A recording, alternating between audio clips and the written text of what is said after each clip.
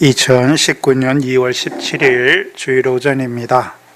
이 시간 우리 각자에게 주시는 하나님 말씀은 사도행전 20장 22절로 24절 말씀입니다. 25절까지네. 25절 말씀입니다. 사도행전 20장 22절로 25절 말씀입니다. 이 시간 우리 각자에게 하시는 하나님의 말씀으로 함께 받겠습니다. 보라, 이제 나는 성령의 매임을 받아 예루살렘으로 가는데 저기서 무슨 일을 만났는지 알지 못하노라. 오직 성령이 각 성에서 내게 증거하여 결박과 환난이 나를 기다린다 하시나 나의 달려갈 길과 주 예수께 받은 사명 곧 하나님의 은혜의 복음을 증거하는 일을 마치려 하면은 나의 생명을 조금도 귀한 것으로 여기지 아니하노라.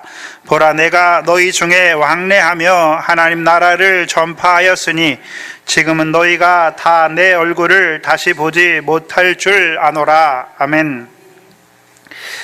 계속해서 지난 몇 주간에 걸쳐서 우리에게 주시는 말씀, 어떤 말씀입니까?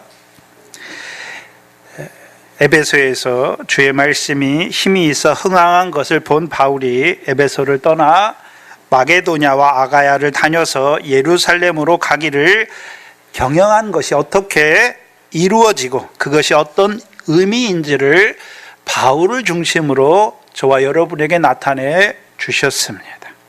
그게 지난 몇 주간 주셨던 말씀이죠. 그럼 이 시간은 즉 하나님을 중심으로 한번 생각해 보겠습니다. 바울을 누가 세우셨습니까? 하나님이 세우셨죠. 모태로부터 그를 하나님이 쓰시기 위해 세우셨죠. 특별히 어떤 자로 쓰시기 위해 세우셨습니까? 이방인의 사도로 쓰시기 위해 세우셨습니다. 그래서 하나님께서 바울로 하여금 1차와 2차와 3차 전도 여행까지 마치게 하셨죠. 그래서 에베소의 사역을 통해요. 에베소에서도 이제 하나님의 말씀이 흥황한 것을 보게 하셨죠. 그리고 이제 그를 마게도냐 아가야를 다녀 예루살렘으로 보내시는 것이죠. 그렇다면 생각해 봐야 하는 것은 왜 하나님께서 이방인의 사도를 예루살렘과 로마로 보내시는가 하는 것이죠. 하나님께서 이방인의 사도인 바울을 예루살렘과 로마로 보낸다는 것은 예루살렘에 있는 이스라엘 자손들과 세상 권세를 잡은 세상 임금들 앞에서 주의 예수의 이름을 전하기 위해 보내시는 것이죠. 근데 생각해야 되는 것은 예루살렘에 있는 이스라엘 자손이죠. 이스라엘 자손 중에 믿는 자손에게 보내는 것이 아니라 믿지 아니하는 이스라엘 자손에게 보내신다는 것이죠. 그럼 믿지 않는 이스라엘 자손들은 어떤 자들입니까? 하나님께서 할례자의 사도들을 세우셔서 그들을 먼저 복음으로 부르셨죠. 부르셨지만 그들이 그 악함을 돌이키지 아니하고 오히려 복음을 거절하고 나아가서 이제요 그 복음을 회방하고 대적하는 자들이 된 그 이스라엘에게 하나님이 보내신다는 것이죠. 그렇다면 하나님께서 왜 이방인의 사도인 바울을 믿지 않는 유대인, 나아가서 이제 복음을 대적하는 그 이스라엘 자손에게 보내시는가 하는 것이죠. 하나님이 아시잖아요. 뻔히 알아요. 바울이 그 믿지 않는 이스라엘 자손들에게 주 예수를 증거해도 그들이 뻔히 듣지 아니하고 오히려 대적하고 죽이려 하는 것을 아시면서도 왜 하나님께서는 바울을 그들에게 보내시냐 하는 것이죠. 왜 보내십니까? 결박과 환난을 당하게 하시기 위해서 보내시는 것이죠. 우리가 교동문 시간에 읽었던 마태복음 10장입니다. 마태복음 10장입니다.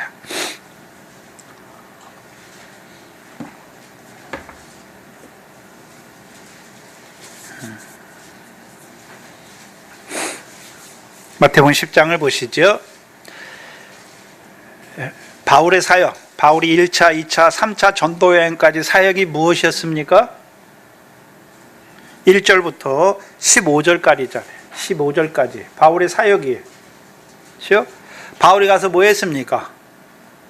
주 예수의 복음을 전할 뿐만 아니라 표적과 기사를 행했죠. 왜 행했습니까? 회개하고, 이방인들로 하여금 회개하고 복음을 믿음으로 이제 하나님 나라, 성령을 따라나서 하나님 나라의 백성으로 살게 하시고, 더 나아가서는요, 이제 바울을 통해서 그 하나님 나라를 유업으로 얻는 백성으로 세워 가셨죠. 그게 하나님께 대한 회개와 우리 주 예수 그리스도에 대한 믿음을 증거한 것이죠. 그게 1차 전도여행부터 3차 전도여행까지 복음의 증거자인 하나님의 은혜의 복음을 증거하는 바울을 통해서 이루신 일이에요. 그렇다면 마태복음 10장 16절 이하는요, 바울을 지금 예루살렘으로 올라가게 하시는 그 역사를 보여주시는 거예요. 그래서 마태복음 10장 16절 이하의 말씀이 바울을 예루살렘으로 올라가게 하셔서 그에게 이루시는 일이 무엇인지를 보여주시는 말씀이에요. 바울을 어디 가운데로 보내십니까? 이리 가운데로 보내시는 것이죠. 그렇죠? 믿지 않는 복음을 대적하는 유대인들에게 보내면 뻔히 그들이 바울을 해칠 걸 아시는데도 그들에게 보내신다는 말이죠. 그게 하나님이 하시는 일이. 왜 보내십니까? 17절이죠. 공회에 넘겨주시기 위해서, 또 회당에서 채찍질 받게 하시기 위해서. 18절은요, 로마로도 하나님이 보내시죠.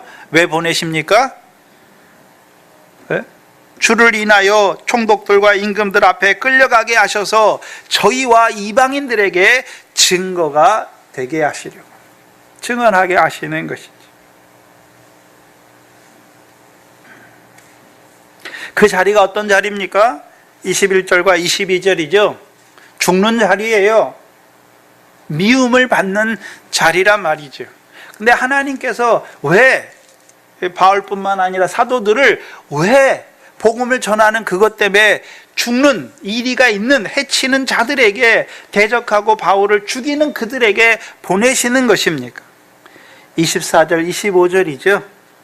제자가 선생과 같게, 종이 그 집주인과 같게 하시죠. 그럼 누가 선생입니까? 예수님이 선생이시고 예수님이 주인이시죠. 제자들은 그 예수님의 종이잖아요.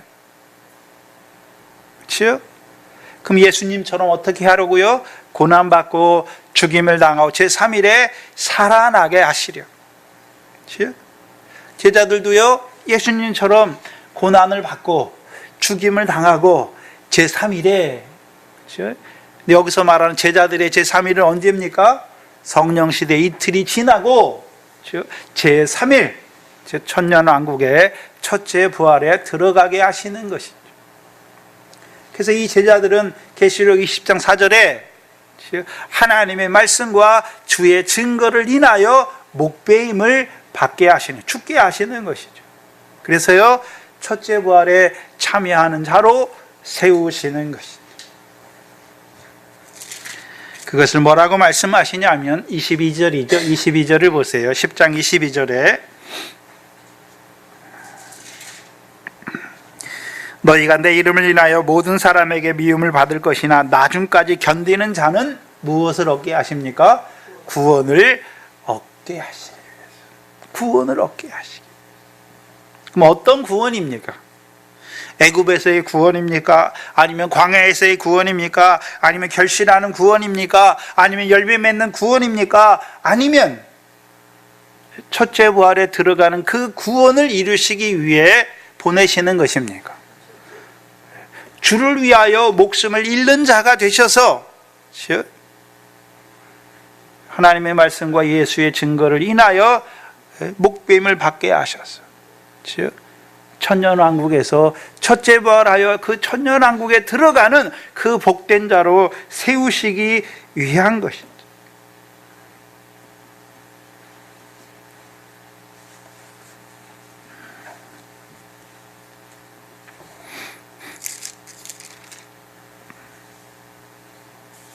39절이지요.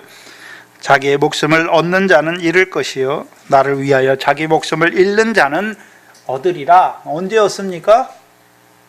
천년왕국에서. 첫째 부활한다는 말이죠.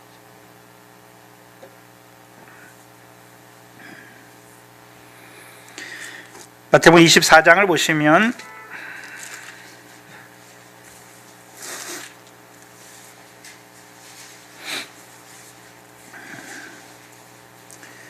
마태복음 24장 3절 이하에 보시면 인자의 오심을 위한 세상 끝의 징조를 가르쳐 주시죠.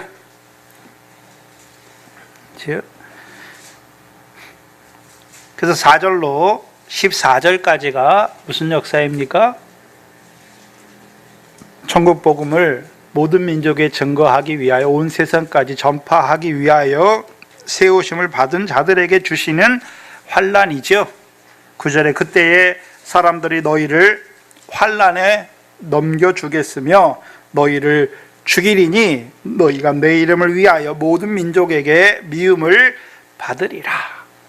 그 자리에 내어주시죠. 왜요? 13절에 그러나 끝까지 견디는 자는 구원을 얻으리라. 어떤 자들에게 주시는 구원입니까? 주와 복음을 위하여 목숨을 잃는 자들에게 주시는 구원이지.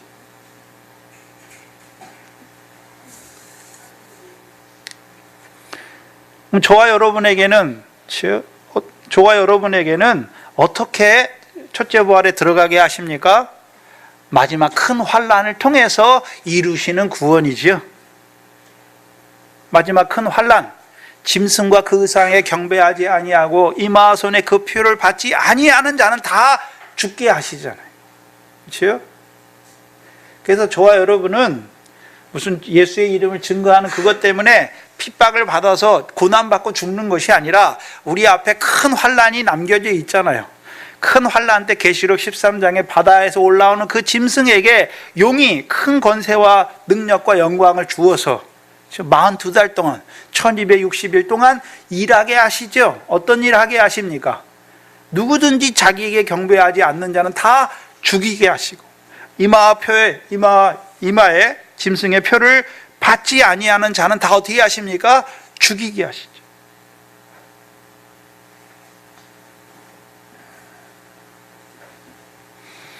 그래서 계시록 20장 4절에 보시죠. 계시록 20장 4절 이하에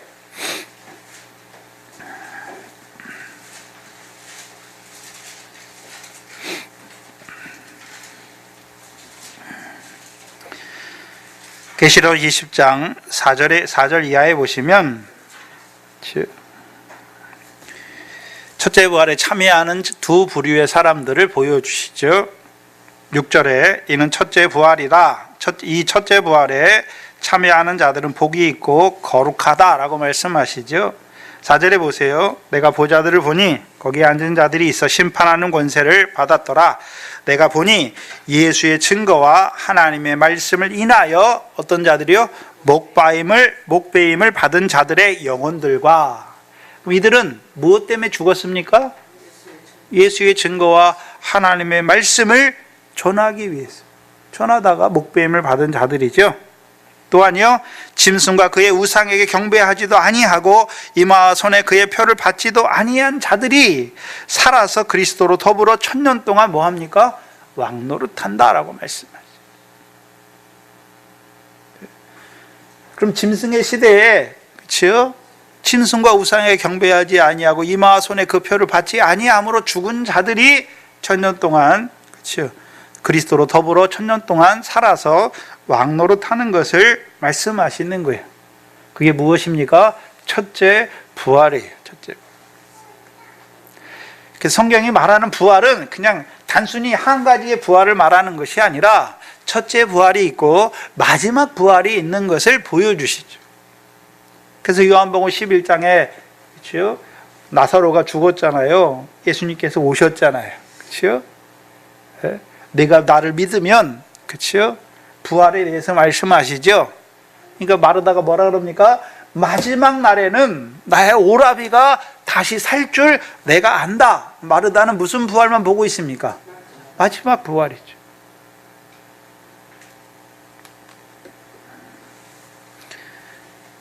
그래서 성경에는 마지막 부활만 있는 것이 아니라 무슨 부활이 있습니까? 첫째 부활이 있는 것이죠. 그럼 하나님께서 바울을 이리와 같이 대적하고 해치는 자들이 있는 그들에게 보내시는 이유가 무엇입니까?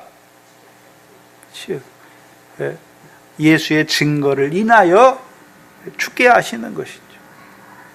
왜요? 첫째 부활에 참여하는 자가 되게 하시기 위함이란 말이죠.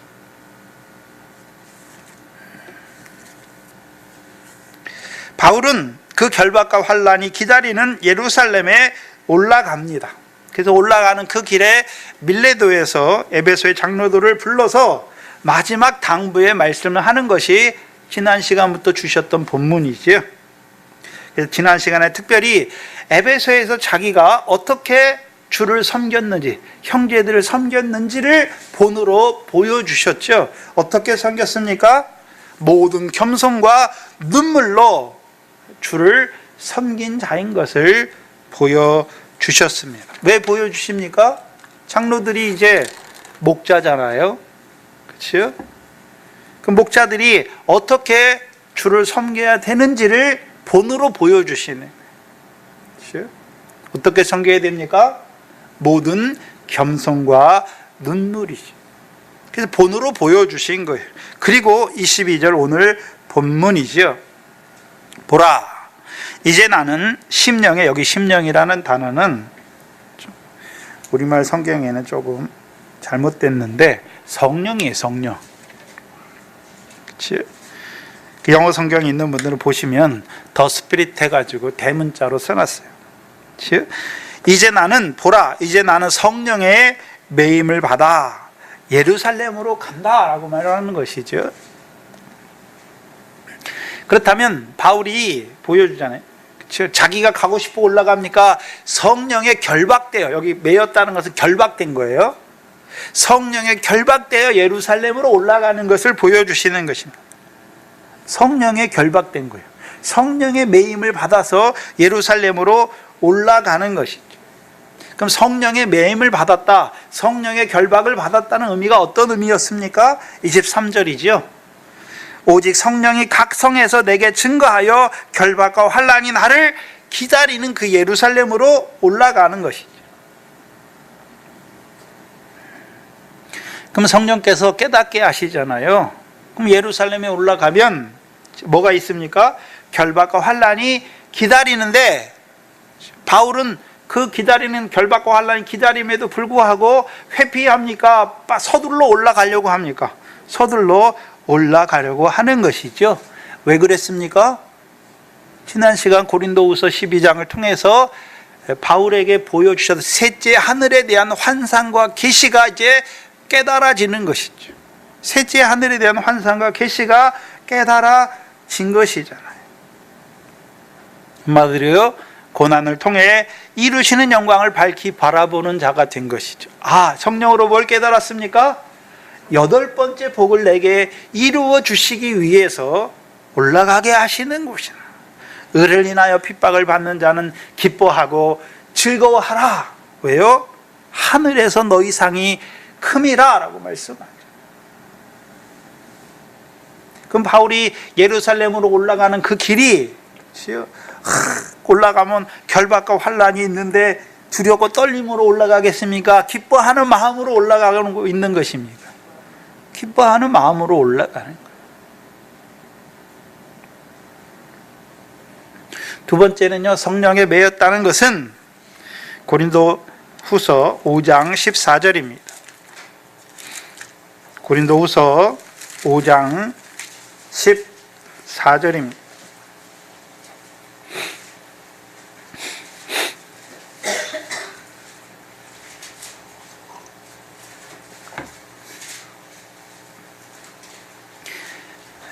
고린도후서 5장 14절입니다. 함께 큰 소리로 같이 읽겠습니다. 시작. 그리스도의 사랑이 우리를 강권하시는도다. 우리가 생각건대 한 사람이 모든 사람을 대신하여 죽었은즉 모든 사람이 죽은 것이라. 그럼 바울이 성령에 매였다는 것은 단순히 그 핍박, 예루살렘에 올라가면 그 환란을 통해서 그 영광에 들어가시게 하는 그것만 바라보는 것이 아니라 바울 속에 지금 뭐가 역사하고 있습니까? 그리스도의 사랑이 바울을 강권하는 것이죠. 그럼 그리스도의 사랑이 바울을 강권한다는 의미가 어떤 의미입니까? 로마서 8장이에요.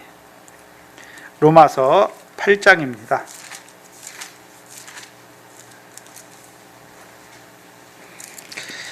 로마서 8장 35절로 39절이죠. 신약 251페이지입니다.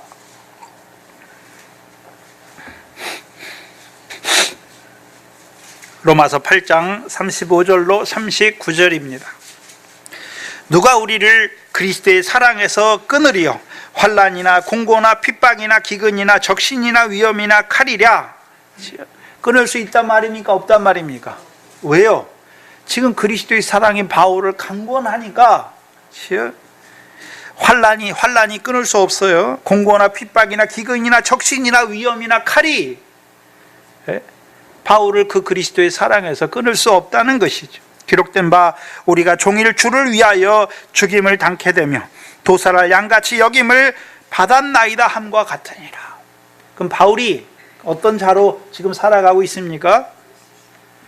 그리스도의 사랑 안에 있으니까 종일 주를 위하여 죽임을 당케 되며 도살할 양같이 여김을 받는 그 자리에 있단 말이죠. 그 자리에 있기 때문에 그 자리에 있으면 이제 난 못하겠어.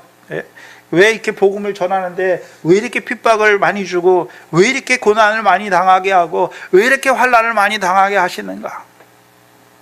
낭망해서 뒤로 물러나는 것이 아니라요, 오히려 그리스도의 사랑에서 더 자라가는 것을 보여주시죠. 37절에 그러나 이 모든 일에 우리를 사랑하시는 이로 말미암아 우리가 넉넉히 이기는, 이김이에요. 이김. 그렇죠? 어떤 이김입니까? 환난이나 공고나 핍박이나, 그렇죠? 기근이나 적신이나 위험이나 칼의 그 위험도 뭐로 말미암아요? 우리를 사랑하시는 그리스도의 강권하시는 그 사랑으로 이기는 자가 된단 말이에요.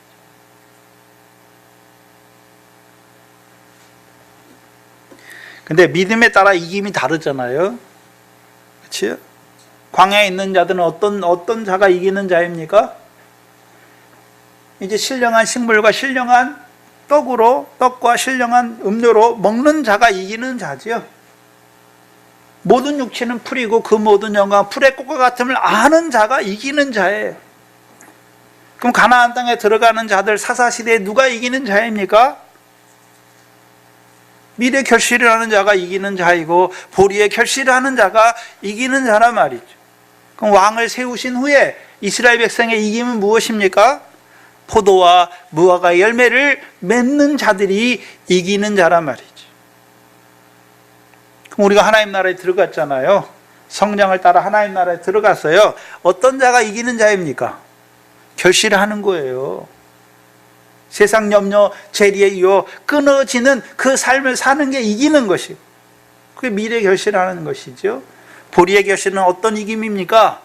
더럽지 않고 썩지 않고 쇠하지 아니한 자로 살아가는 것이 이기는 거예요.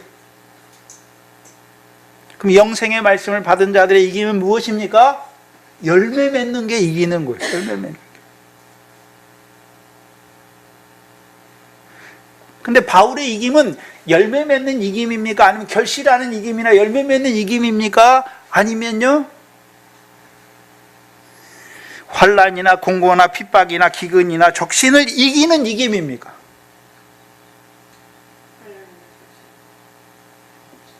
환난이나 공고나 핍박이나 기근이나 적신을 이기는 이김이에요. 근데 바울이 자기가 자기 의지로 자기 힘으로 이겼습니까? 그리스도의 사랑으로 말미암아 이기게 되었습니까?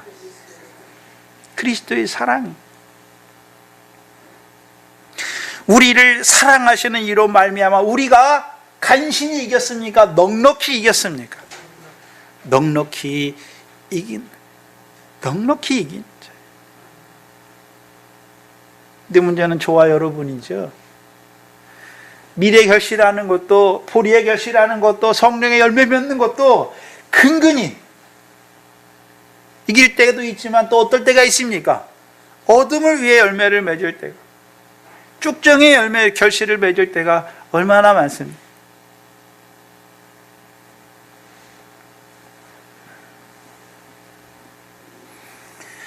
(38절에) 보시면 내가 확신하노니, 즉 바울이 그리스도의 사랑으로 말미암아 이김을 이길 때마다, 넉넉히 이길 때마다 이제 확신하는 자가 되는 거예요. 사망이나 생명이나 천사들이나 권세자들이나 현재일이나 장래일이나 높음, 능력이나 높음이나 기쁨이나 다른 아무 피조물이라도 우리를 우리 주 그리스도 예수 안에 있는 하나님의 사랑에서 끊을 수 없다라고 고백하는 거예요.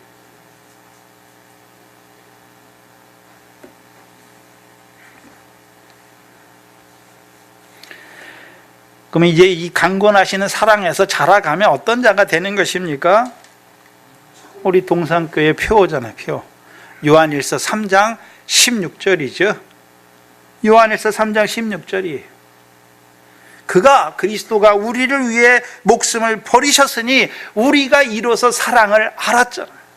그러니까 우리도 형제를 위하여 죽는 것이 마땅한 것이죠. 그게 이기는 거예요. 그게 넉넉히 이기는 것이죠. 그럼 바울이 성령에 매여서, 그렇죠? 예루살렘의 결박과 환란이 있는 그 예루살렘에 올라가는데, 첫 번째는요, 고난을 통해서, 핍박을 통해서 이루신 영광을 보니까 올라가는 것이고, 또한요 그리스도의 사랑이 강권하니까 올라가는 것이죠. 그럼 이때만 강권했습니까? 계속해서 그리스도의 사랑으로 강권하셔서 넉넉히 이기게 하셔서, 환난이나 핍박이나 여러 가지 그런 것들 가운데서도 넉넉히 이기게 하셔서 확신을 주셔서 이제 올라가게 하시는 것이죠. 왜요? 그 결박과 그 환난도 능히 나를 사랑하시는 그리스도의 강권하신 사랑으로 넉넉히 이길 것을 보면서 올라가는 것이란 말이에요.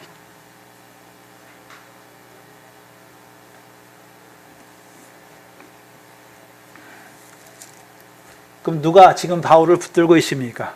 그리스도의 강권하시는 사랑이 바울을 붙들고 있는 거예요. 그게 성령의 매임을 받았다는 것이죠. 여러분은 뭐에 매여 있습니까? 세상 염려요? 육신이요? 오늘도 육신으로 어떻게 이 세상에 사나, 그런 세상 염려에 매여 있습니까?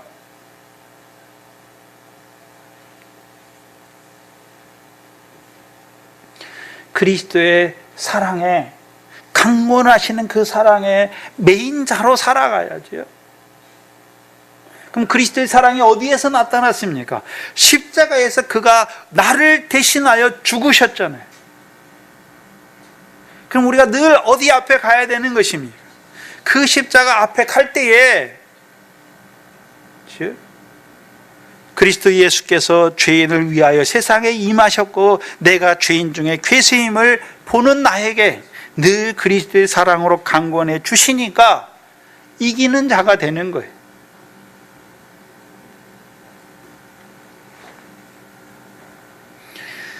그 그리스도의 사랑이 강권하시기 때문에 결박과 환난이 기다리는 그 예루살렘으로 올라갈 수 있는 것이.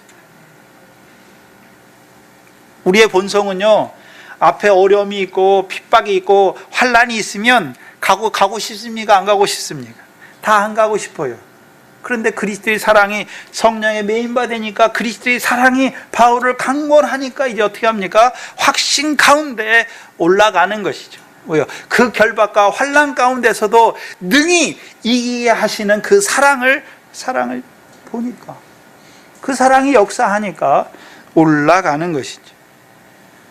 근데 올라가는데요, 무슨 일을 만날는지는 알지 못해요. 알지 못하죠. 근데 확실한 것은 무엇입니까? 23절이죠. 오직 성령이 각 성에서 내게 증거하여 결박과 환난이 기다리는 것이죠. 그게 확실한 거예요.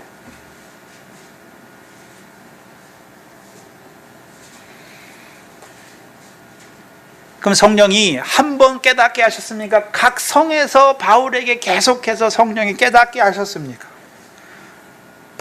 성령이 바울에게 증거했다라고 말하잖아요. 뭘 증거했습니까? 예루살렘의 결박과 환난이 바울을 기다리는 것을 각 성에서마다 증거한 것이죠. 그럼 한꺼번에 증거했겠습니까? 차츰차츰 깨닫게 해 나가시는 것입니다.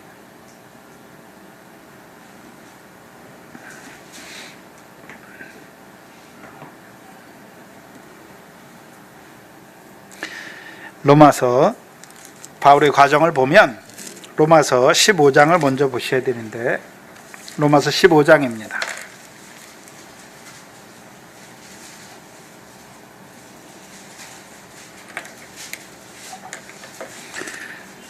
로마서 15장 30절 이하를 보셔야 되는데 제일 처음에 우리가 생각해야 되는 것은 바울이 경영했잖아요. 제일 처음 바울이 성령 안에서 결정했는데 로마와 예루살렘을 거쳐서 로마로 가기를 결정했잖아요. 근데 바울이 제일 처음에 그렇죠? 예루살렘을 거쳐 로마로 가기를 원할 때에는 예루살렘에 왜 가기를 원했습니까? 이 이방인 형제들이 모금한 구제의 연보를 전달하고서 그렇죠? 그들의 열매를 그들에게 확증하고 이제 로마로 가서 어디로 가기를 원했습니까? 서바나로 가기를 원했죠. 그렇죠? 그런데 바울이 이제 에베소를 떠나서 마게도냐와 아가야의 각 성을 돌아다닐 때 성령께서 이제 깨닫게 하신 거죠. 뭘 깨닫게 하셨습니까? 예루살렘의 환난과 핍박, 결박과 환난이 기다린다는 것을 깨닫게 하셨죠. 그게 처음 나오는 것이 로마서예요. 로마서는 언제 기록했습니까? 바울이 에베소에서 마게도냐와 헬라 지역을 돌아가잖아요. 아가야 지역, 특별히요 고린도에서 석 달을 머물죠. 이 로마서는 그 고린도에서 석 달을 머물 때 로마의 편지를 쓰는 거예요. 근데 30절 이하에 보면 30절 이하에 이제 로마의 형제들에게 편지를 쓰는 거예요. 이제 고린도에서 형제들아 내가 우리 주 예수 그리스도로 말미암고 성령의 사랑으로 말미암아 너희를 권하노니 너희 기도에 나와 힘을 같이 하여 나를 위하여 하나님께 빌어달라. 그럼 뭘 구하고 있습니까? 너희들이 나를 위해서 좀 기도해 달라라고 말하는 거잖아요. 그렇죠? 기도해 달라라고 말하는 거예요. 근데 뭐 때문에요? 31절에 나로 유대에 지금 자기가 예루살렘에 올라가잖아요. 근데 예루살렘이 누가 있습니까? 나로 유대에 순종치 아니하는 자들에게서 구원을 받게 하고 세 가지를 구해요. 나를 위해서 세 가지를 기도해 달라라고 말해요. 첫 번째는요. 지금 예루살렘에 올라가잖아요. 자, 그게 23절부터 25절이잖아요. 그렇죠? 자, 고린도에 편지를 쓰는데 23절 이제는 이 지방에 일할 곳이 없고 또 여러 해 전부터 언제든지 서바나로 갈 때에 너희에게 가려는 원이 있었으니 25절에 그러나 이제는 내가 성도를 섬기는 일로 예루살렘에 가노니 라고 말하죠. 예루살렘에 갔다가 어디로 갑니까? 로마에 갔다가 서바나로 가기를 경영했잖아요. 그렇죠? 그런데 이제 이 고린도에서 이 로마서를 쓸 때 31절에 예루살렘의 결박과 환난이 기다리잖아요. 누구를 인해서요? 31절에 믿지 않는 유대, 순종치 않는 유대인에게서 뭐하게 해달라고요? 구원하게 해달라. 그러면 환난이 없기를, 그들을 인해서 핍박이 없기를 말하는 것입니까? 핍박 가운데서도 믿음을 지킬 수 있도록 구원해 달라는 것입니다.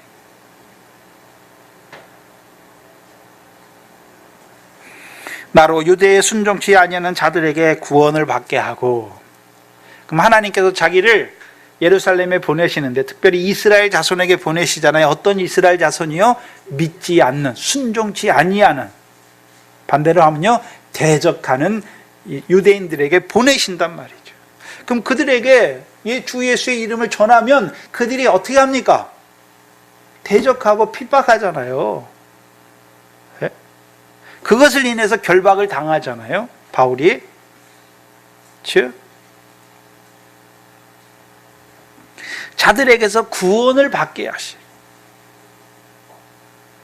그럼 그 구원이 어떤 구원입니까? 믿음을 저버리지 않는 것이죠.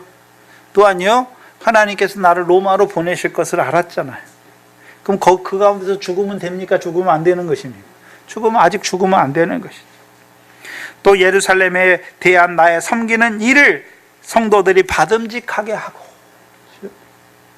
지금 예루살렘에 성도를 형제를 섬기는 일을 위해서 가잖아요.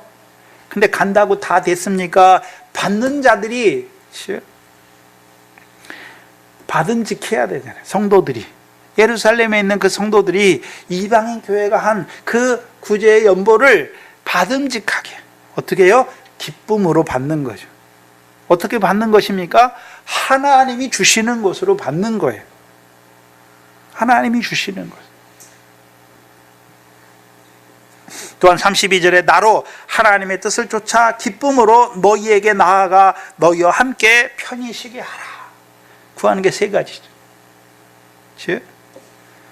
그러면 이 로마서를 쓸 때, 고린도에서 로마서를 쓸 때 이미 바울은 예루살렘에 자기를 하나님이 보내시는데 어떤 자들에게 보내실 줄 알았습니까? 순종치 않는 유대인들에게 보내시는 것을 알았어요. 그러면 바울이 각 성에서 지금까지 1차, 2차, 3차 전도행을 하면서 순종치 않는 유대인들이 하는 일이 뭐였습니까? 시기에서 바울을 대적하고 핍박했잖아요. 그럼 바울이 예루살렘에 올라가 뭐가 있을 거랍니까? 결박과 핍박이 있는 것을, 환란이 있는 것을 아는 것이죠. 그게 로마서예요. 또한 사도행전 9장이죠. 사도행전 9장 15절 16절을 보시면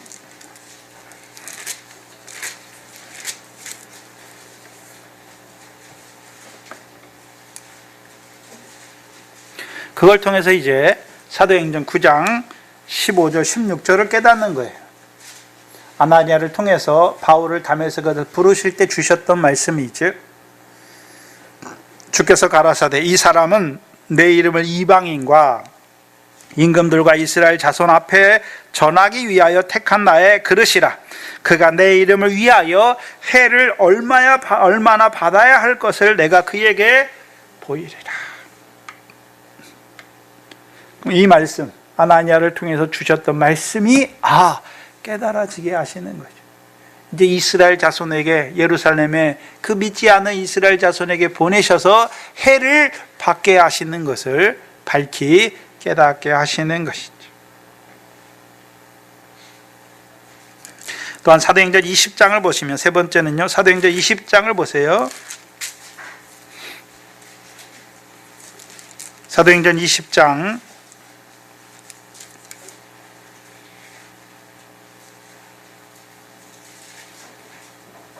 20장 3절을 보세요.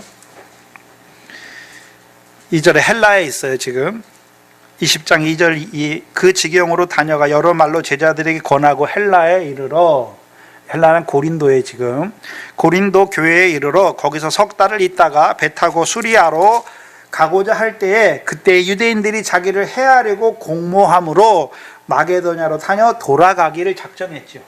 그럼 이 일을 겪으면서, 그렇죠? 순종치 않은 유대인들이 자기만 보면 뭐 하려고 합니까? 해하려고, 죽이려고 공모를 하잖아요. 그렇죠? 그럼 예루살렘에 가면 어떤 유대인들이 있습니까? 순종치 않은 유대인들이 조금만 있습니까? 많이 있습니까? 많이 있는데 그들에게 하나님이 자기를 보내시는 것이죠. 그럼 그들에게 가면 그들이 자기를 다 뭐 하려고 할 겁니까? 죽이려고 하는 거예요. 죽이려고 하는 것이죠. 점점 더, 그렇죠? 이 바울이 각 성에 다니면서 점점 더 어떻게 됩니까? 예루살렘에 가면 결박과 환란이 있는 것을 점점 더 확신하게 되는 거예요.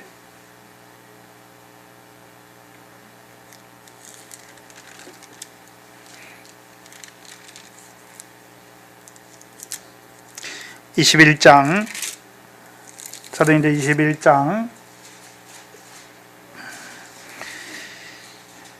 10절 이하에 10절로 13절이죠. 10절로 13절입니다.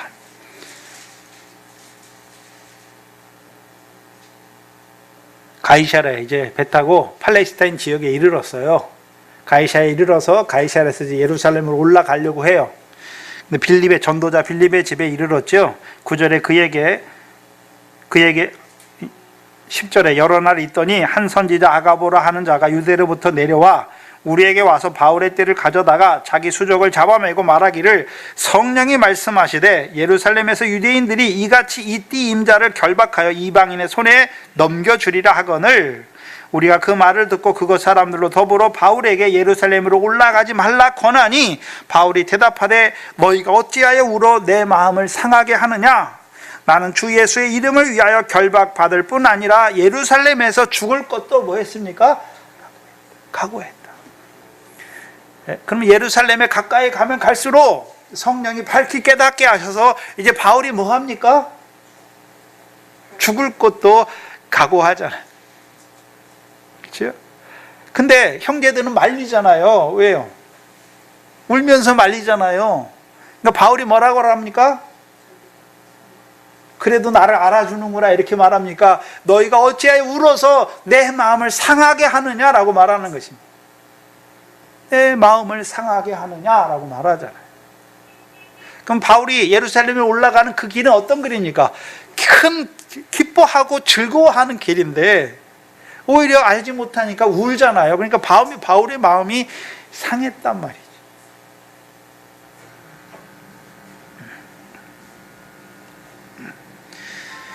그 예루살렘에 올라가는 그 길은 결박과 환란이 기다리는데, 그렇죠?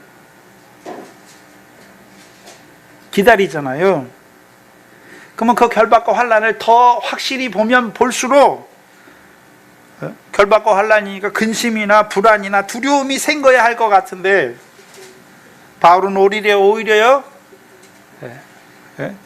그리스도를 위하여 핍박을 받고 오히려 죽는 것까지도 각오했다라고 말하잖아요. 왜요? 그리스도의 사랑이 강건하시는 거죠. 또한 그 핍박을 통해서 이루실 그 셋째 하늘에 대한 환상과 계시를 밝히 보는 자가 되는 것이죠.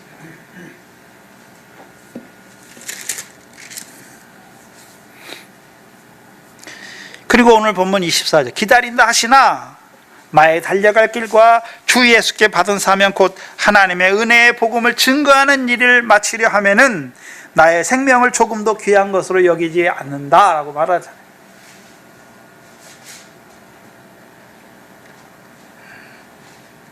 24절에 보시면 첫 번째가요 나의 달려갈 길이죠. 바울은 지금 뭐 하고 있습니까? 다름질하고 있어요. 달려가고 있는 것이죠. 근데 무엇을 위해 다름질하고 있습니까? 뭘 위해 다름질하고 있나요? 여기 오늘 본문에 보면 나의 달려갈 길과 주 예수께 받은 사명 곧 하나님의 은혜의 복음을 증거하는 거잖아요. 그게 같은 거예요. 원래 같은 의미인데 두 개를 나눠서 썼잖아요. 그럼 나눠서 쓴 의미가 있단 말이죠. 그럼 나의 달려갈 길을 말하잖아요. 그럼 지금 바울이 다름질하고 있어요. 근데 바울은 무엇을 위해 다름질하고 있습니까? 고린도전서를 봐야죠. 고린도전서 9장입니다. 고린도전서 9장 24절 이하죠. 24절, 25절이죠.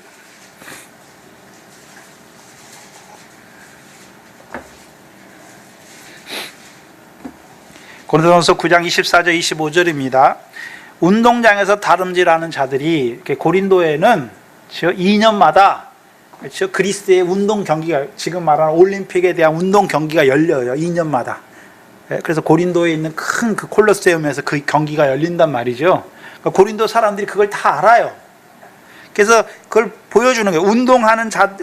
운동장에서 다름질하는 자들이 다 빨리 달리잖아요. 달아날지라도 오직 상을 얻는 자는 하나인 줄 너희가 알지 못하느냐? 안단 말이죠. 너희도 얻도록 이와 같이 뭐 하라고요? 다름질하라.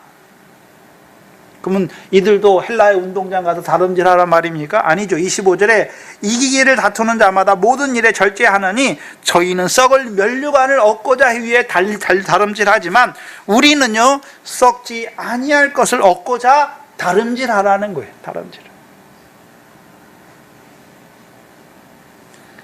한마디로 운동장에서 다름질하는 올림픽에서 선수들 왜 열심히 운동합니까? 오직 상을 얻기 위해 하죠. 상을 얻기 위해. 그럼 우리의 다름질, 그리스도 안에서 믿는 하나님 백성의 다름질은 이 세상에서 주는 상입니까? 하늘에 계신 아버지 하나님께서 갚으시는 상을 얻도록 다름질하는 것입니다. 하늘에 계신 아버지 하나님께서 갚으시는 상을 얻기 위해 다름질하는 거예요.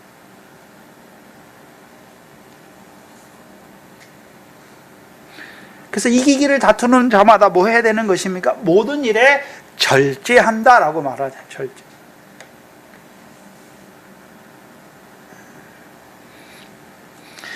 이게 디모데후서 4장 7절로 8절이죠. 디모데후서 4장 7절로 8절입니다.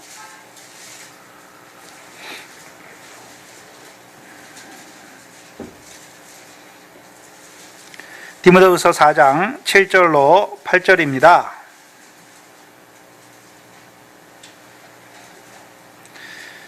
내가 선한 싸움을 싸우고 나의 달려갈 길을 마치고 믿음을 지켰으니 이제 후로는 나를 위하여 의의 면류관이 예비되었으므로 주 곧 의로우신 재판장이 그날에 내게 주실 것이니 내게만 아니라 주의 나타나심을 사모하는 모든 자에게 뭐를 주십니까?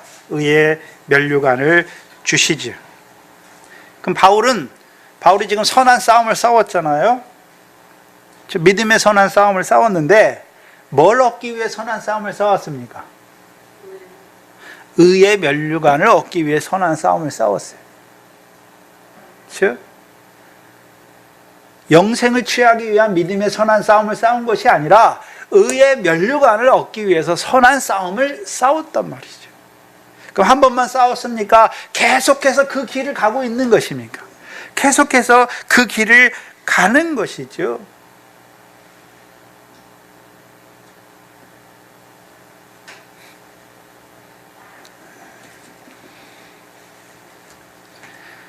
그럼 바울의 선한 싸움, 곧 그리스도 예수의 일꾼, 하나님의 복음의 제사장으로서의 선한 싸움이에요. 그럼 그 싸움 무엇과 싸우는 것입니까? 열매를 위해 싸우는 게 아니에요. 믿음의 선한 싸움을 싸우라, 영생을 취하라. 그럼 영생을 취하기 위해 믿음의 선한 싸움은 어떤 싸움입니까? 육체의 소욕과 성령의 소욕의 싸움이죠. 그러니까 성령의 소욕으로 육체의 소욕을 이기면 성령의 열매를 맺는 자가 되니까 하나님의 나라를 유업으로 얻는 영생을 이루는 자가, 영생에 이르는 열매를 맺는 자가 되는 것이죠. 근데 바울은 영생을 얻기 위해서, 영생에 이르는 열매를 맺기 위해서 지금 싸우는 자가 아니란 말이죠. 그리스도 예수의 일꾼이잖아요. 그럼 뭘 위해 싸웁니까? 바다의 권세를 깨트리기 위해서, 사망의 권세를 깨트리기 위해서, 음부의 권세를 깨트리고, 그렇죠?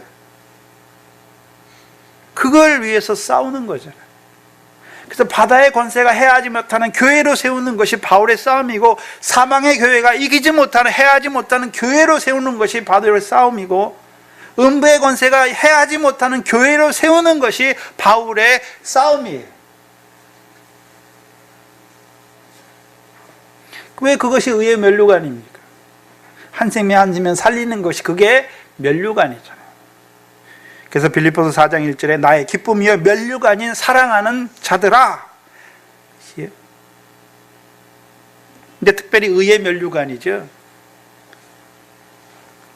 바울의 싸움은 의의 면류관을 얻기 위해 바라보고 다름질하던 자였죠. 그럼 바울이 의의 면류관을 바라보고 싸웠다는 의미는 어떤 의미입니까? 우리가 잘 아는 로마서 8장 30절에 부르신 자들을 의롭다 하시고, 그럼 바울은 어떤 일에 쓰임받는 종입니까? 부르신 자들을 의롭게 하시는 그 일에 쓰임받는 종이 바울이에요. 그 일을 그 일을 힘있게 하는 자가 바울이란 말이에요. 그다음 계시록 말씀은, 요한을 통해서 주신 계시록 말씀은 그렇죠? 어떤 자로 세웁니까? 의롭다 하신 그들을 영화롭게 하는 자로 세우는 일에 쓰임 받는 종이 요한이에요. 그럼 바울은 무슨 하나님의 백성들을 영화롭게 하는 자로 세우는 그 일에 쓰임 받지 않았습니까? 쓰임 받았어요. 쓰임 받았잖아요. 그러니까 로마서 8장 17절을 기록하는 거잖아요. 우리가 하나님의 후사요 그리스도와 함께는 후사냐? 그러면 그와 함께 영광을 얻기 위하여 고난도 받아야 될 것이다. 근데 바울이 주로 한 것은 무엇입니까? 은혜의 복음이잖아요. 그렇죠? 은혜의 복음을 증거하는 거예요. 시온에서 오시는 구원자로 말미암아 구원을 얻는, 영생을 얻는 그들로 세워가시는 그 일에 자기를 세우신 줄 알아요. 물론 이제 자라가면 영광의 복음도 증거하지만 은혜의 복음이잖아요. 그렇죠? 그래서 갈라디아서 뭡니까? 그리스도 예수의 사람, 성령으로 살고 성령 육체의 소욕과 성령의 소욕을 어떻게 이기게 하십니까? 육체와 함께 정과 욕심을 못 박아라. 그러면 너희가 육체의 소욕을 따라 행하게 되고 성령의 소욕을 따라 행하게 되고 성령의 소욕으로 말미암아 성령의 열매를 맺는 자가 된다라고 말씀하시는 거예요.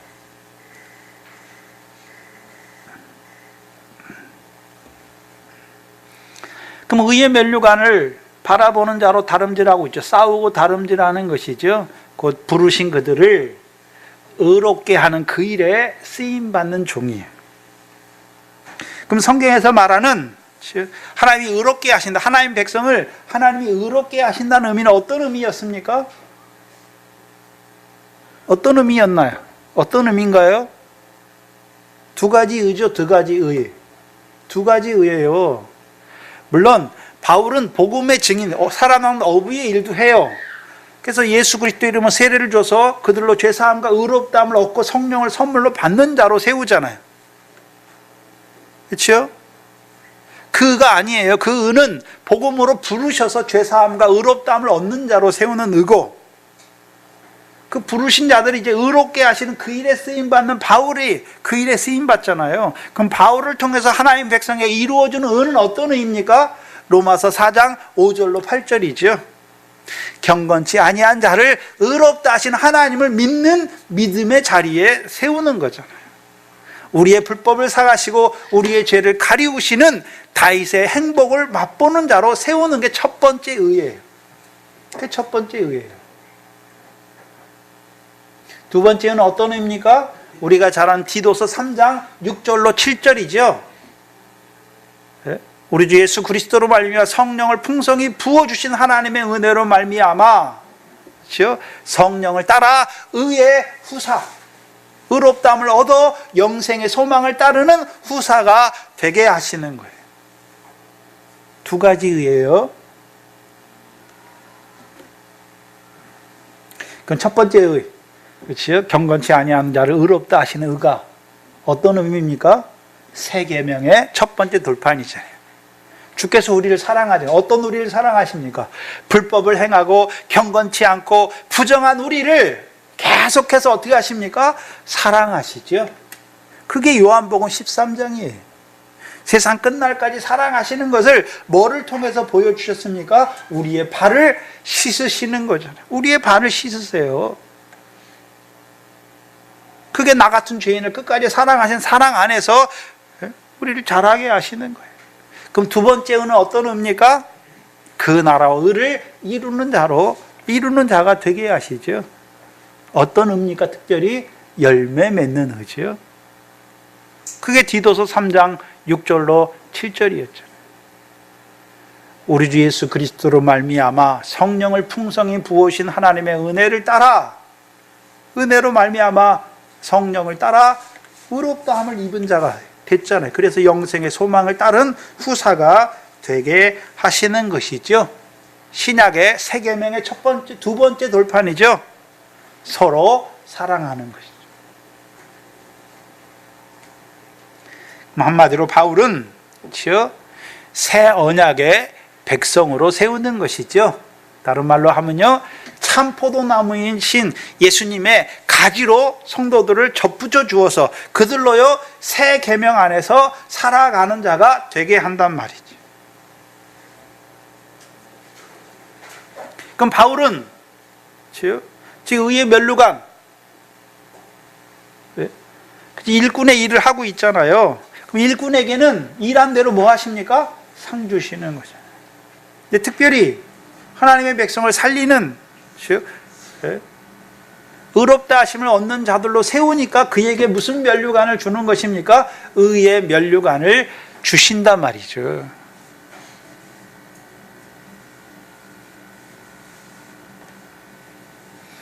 그럼 일꾼들에게, 그렇죠? 어떤 일을 했습니까? 부르신 자들을 의롭다 하시는 일에 쓰임받는 그 일을 하는 자들에게 무슨 면류관을 주십니까? 의의 면류관. 그럼 바울의 다름질은 무슨 다름질입니까?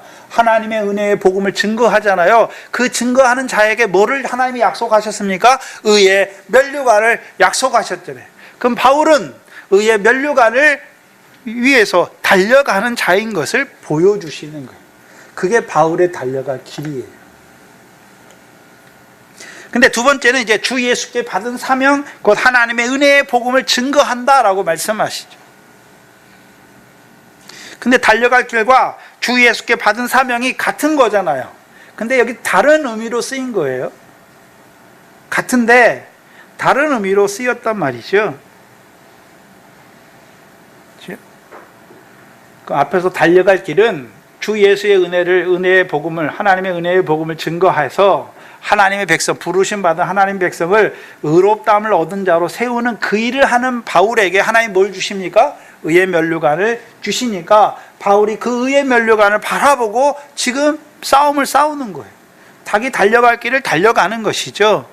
근데 주 예수께 받은 사명, 그 하나님의 은혜의 복음을 증거한다 라고 말할 때에는 어떤 의미로 쓰였습니까? 오늘 본문에 보시면 그 일을 마치려 하면은 말씀했잖아요. 이걸 다른 의미로 더 확실히 우리에게 보여주는 것은 완수하기 위해서, 주 예수께 받은 사명 곧 하나님의 은혜의 복음을 완수하기 위해서는 내 생명도 조금도 아끼지 않는다라고 말하는 거예요. 이걸 조건문으로 번역하면 주 예수께 받은 사명, 곧 하나님의 은혜의 복음을 증거하는 일을 완수할 수만 있다면 죽어도 좋다는 거예요. 그럼 이렇게 말하는 바울의 이유가 무엇입니까? 하나님께서 바울을 이방인의 사도로 세우시고 하나님의 은혜의 복음을 증거하는 자로 세우셨죠. 왜 세웠습니까? 우리가 잘 아는 로마서 11장 25절로 26절이죠. 보시죠. 로마서 11장 25절로 26절이죠.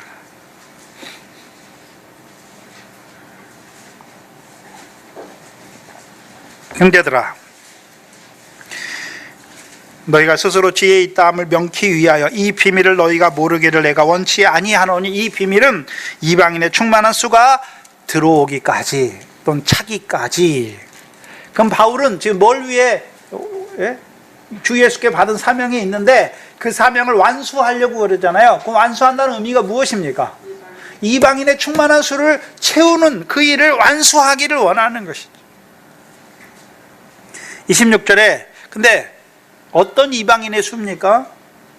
26절에 그리하여 온 이스라엘이 구원을 얻으리라. 기록된 바 구원자가 시온에서 오사 야곱에게서 경건치 않은 것들을 돌이키시겠고 내가 저희 죄를 없이 할 때에 저희에게 이루어질 내 언약이 이것이라 함과 같으니라. 시온에 오시는 구원자로 말미암은 구원을 얻는 이방인의 충만한 수가 차는 거예요. 그렇죠? 시온이잖아요. 시온. 다윗을 통해 보여주셨잖아요. 다윗이 예루살렘을 점령하니까 시온성이 되죠. 그렇죠? 그래서 다윗이 예루살렘을 점령하고 한 일이 무엇입니까? 법궤를, 하나님의 법궤를 시온에 안치해요. 그러니까 이제 율법이 어디에서 나옵니까? 시온에서 나오는 율법이죠. 모세를 통해 주시는 율법은 신의 산에서 나오는 율법이에요. 그럼 신의 산에서 나오는 율법의 율법은 항상 두 가지예요. 복과 저주가 있는 거죠. 그럼 신의 산에서 나오는 율법으로 말미암은 복은 신명기 28장의 복이에요. 예? 육신의 복, 보이는 복을 주신단 말이에요. 그런데 왜 보이는 복을 먼저 하십니까? 내가 예수 믿기 전에는 보이는 세상 복도 생기면 내가 잘해서 조상 탓에 생기는 줄 알았어요. 근데 예수 믿고 나니까 보이는 세상 복도 누가 주신 것입니까?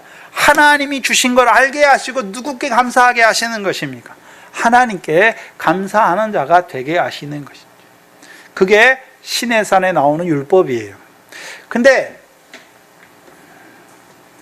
다윗을 통해서 이제 법궤를 시온에 안치해 주시죠. 그러면 시온에서 나오는 율법의 복으로 말미암은 복은 무엇입니까? 시편 133편에 시온에서 복을 명하셨나니 곧 무엇입니까? 영생이란 말이죠.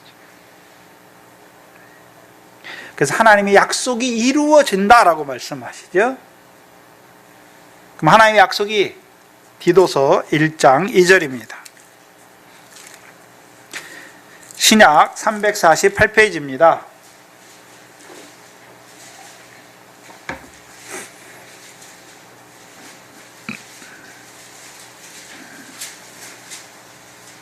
(1절) (2절에) 신약 348페이지 전후에서 디도서 1장 1절로 2절이죠.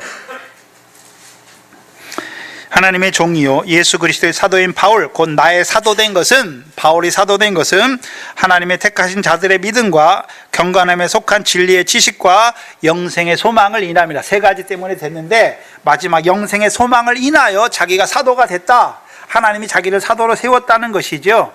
근데 이 영생은 거짓이 없으신 하나님이 언제 약속하셨습니까? 영원한 때 전부터 약속하신 것이잖아요. 그럼 하나님이 영원한 때 전부터 이 천지를 창조하시기 전에 영원한 때 전부터 하나님이 약속하신 것이 무엇입니까? 영생이에요. 영생이잖아요. 그렇죠? 이 천지를 왜 지으셨습니까? 우리를 그 영생에 이르는 열매 맺게 하시기 위해서 이 천지를 지으신 거예요. 근데 우리가 그렇게 못 살잖아요. 그러니까 누굴 보내셨습니까? 하나님의 아들을 보내신 거예요. 그렇죠? 그래서 하나님의 아들의 살과 피를 먹으면 우리가 뭐 합니까? 영생하는 거잖아요. 영생하는 거예요. 생명의 떡을 먹으면 뭐 하는 것입니까? 영생이잖아요. 그럼 예수 그리스도 안에서 하늘에 있는 하나님의 뜻과 이 땅에 있는 것이 어떻게 됩니까? 통일되잖아요. 그게 하나님의 약속이에요. 그 약속을 처음 누구에게 보여주셨습니까? 아브라함에게. 그래서 아브라함이 창세기 21장에 부엘세바에서 에셀나무를 심고 영생하시는 하나님 여호와의 이름을 불렀죠. 그럼 아브라함이 왜 불렀습니까? 아브라함이 그때 뭘 봤습니까?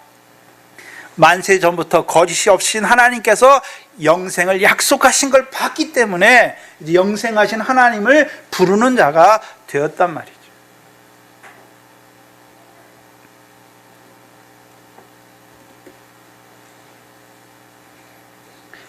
그럼 바울이 주 예수께 받은 사명, 그 하나님의 은혜의 복음을 증거하는 일을, 그렇죠? 증거하는 일을 완수하기 위해서, 완수할 수만 있다면 자기 목숨을 조금 더 아끼지 않겠다라고 말하잖아요. 그럼 바울이 지금 예루살렘을 거쳐 로마를 거쳐 서바나까지 가고자 하는 이유가 무엇입니까? 네?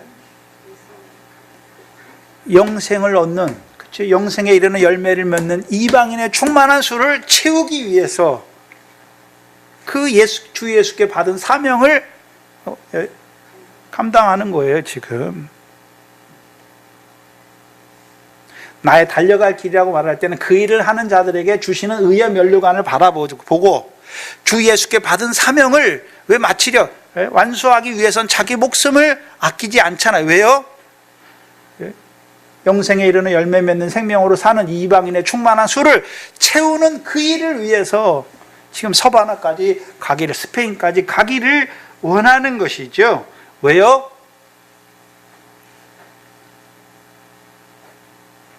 그럼 이방인의 충만한 수가 차야, 그렇죠? 뭐가 시작됩니까? 큰 환란이 시작되잖아요. 마태복음 24장 14절이죠. 이 천국 복음이 모든 민족에 증거되기 위하여 온 세상에 전파되리니 그제야 끝이 오리라. 그러면 전파되면 끝이 옵니까? 전파돼서 이방인의 충만한 수가 차면 끝이 옵니까? 이방인의 충만한 수가 차야 끝이 오는 거예요. 그럼 바울은 주 예수께 받은 사명, 즉 자기를 하나님의 은혜의 복음을 증거하기 위해서 자기를 하나님이 보내시잖아요. 이방인의 사도로 세우셨잖아요. 왜요? 이방인의 충만한 수를 채우기 위해 자기를 이방인의 사도로 세운 걸 안단 말이죠. 그러니까 예루살렘을 거쳐 로마를 거쳐 사바나로 가기를 원하는 것이죠. 그 일을 하기 위해서 자기 목숨을 조금도 귀한 것으로 여기지 않는다라고 말하는 거죠. 그래서 1세기 그 당시에 바울의 세계관은 서쪽 끝이 서바나가 서쪽 끝이에요. 그렇죠? 자기를 하나님이 서쪽 곳으로 보내시잖아요. 그렇죠? 그래서 하나님의 은혜의 복음을 증거해서 거기서도요, 영생에 이르는 열매 맺는, 하나님의 나라를 유업으로 얻는 열매 맺는 이방인의 충만한 수가 차면 세상 끝이 오잖아요. 그걸 위해서 바울은 주 예수께 받은 사명을 완수하기 위해서,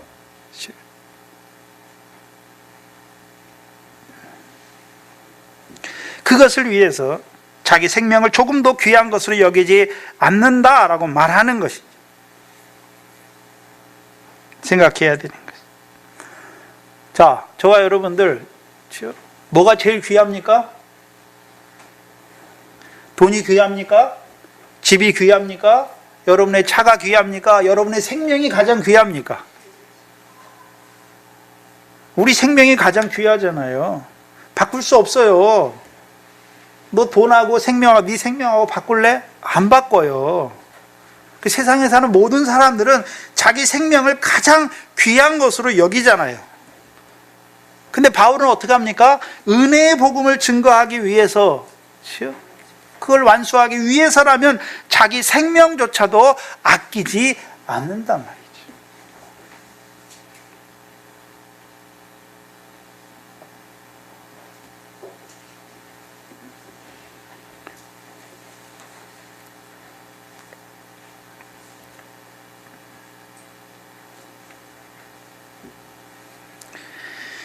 이방인의 충만한 수를 채우기 위해, 그 사명을 완수하기 위해 자기 생명까지 아끼지 아니하였던 바울. 그럼 바울의 온 생명은 뭘 위해 쓰고 있습니까? 주 예수께 받은 사명을 위해 그 생명을 온전히 불사르고 있는 것이죠. 그럼 저와 여러분도 봐야죠. 저와 여러분, 우리의 생명은 무엇을 위해 지금 불태우고 있습니까? 뭘 위해 쓰고 있습니까?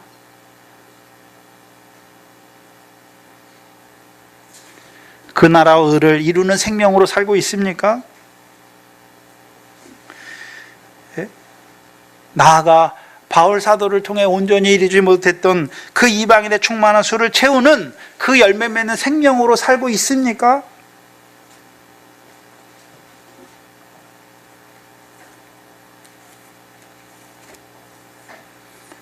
여러분은 어떤 길을 달려가고 있습니까? 세상에서의 성공을 목표로 해서 달려가고 있습니까? 육신의 성공을 위해 그 목표를 향해 달려가고 있습니까? 여러분께서 주 예수께 받은 사명은 무엇입니까?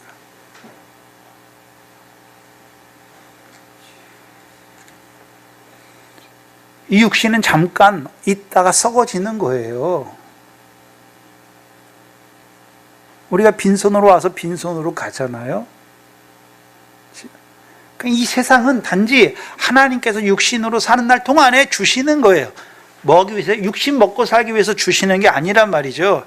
그 나라와 의를 이루게 하시기 위해서 육신의 목숨도 주시는 거란 말이죠. 근데 바뀌었어. 육신의 목숨을 위해서, 육신의 성공을 위해서 하나님의 말씀을 저버리는 자로 살아간단 말이죠. 육신을 위해서 우리 생명을 쓰는 자로, 허비하는 자로 살아간단 말이죠. 우리에게 주신 사명이 있잖아요. 그럼 바울에게만 사명을 주셨습니까? 우리에게도 주셨잖아요. 말씀을 통해서 우리에게 맡기신 것, 우리에게 주신 것이 무엇인지 우리를 세우셨잖아요. 교회의 직분자로 세웠고, 집에서는 아내와 남편과 자녀로 세우셨고, 직장에서 세우셨잖아요. 뭐 하라고 세우셨습니까? 너희의 선한 행실로 저희에게 비춰서 저희로 하나님께 영광을 돌리는,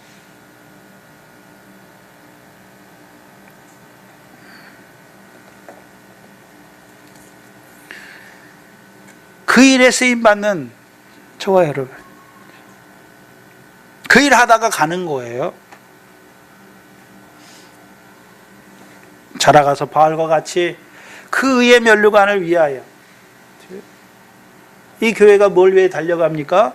이방인의 충만한 수를 채우기 위해 달려가고 있고, 더 나아가서는요, 고난을 통해 이루시는 그 영광을 바라보는, 그 첫째 부활의 영광을 바라보는 교회로 세워져 가야 하는 것이죠. 누가요? 이 교회에 속한 저와 여러분이 오늘도 믿음이 단장되어져야 되는 것이죠.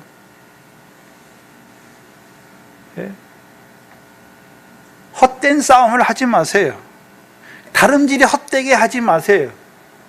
이 세상이나 세상에 있는 것을 얻기 위해 다름질하고 여러분이 힘쓰고 애쓰는 그 모든 것은 다 육체와 함께 썩어집니다.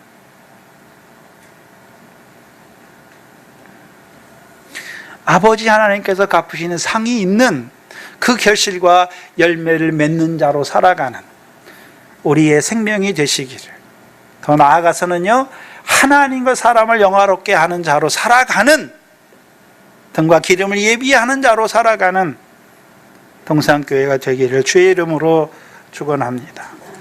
기도하겠습니다.